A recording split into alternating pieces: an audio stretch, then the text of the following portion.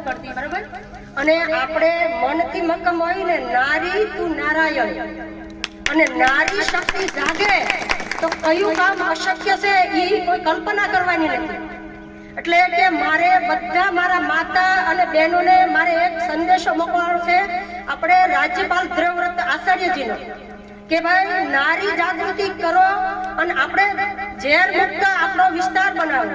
પહેલા તો આપણું ગામ, આપણું ઘર છે એ ઝેર મુક્ત બનાવો, કે કમસે કમ એક અડધો વીઘો 2 કેરા ઝેર મુક્ત કરી અને આપણા પોતા પૂરતું શાકભાજી કરો.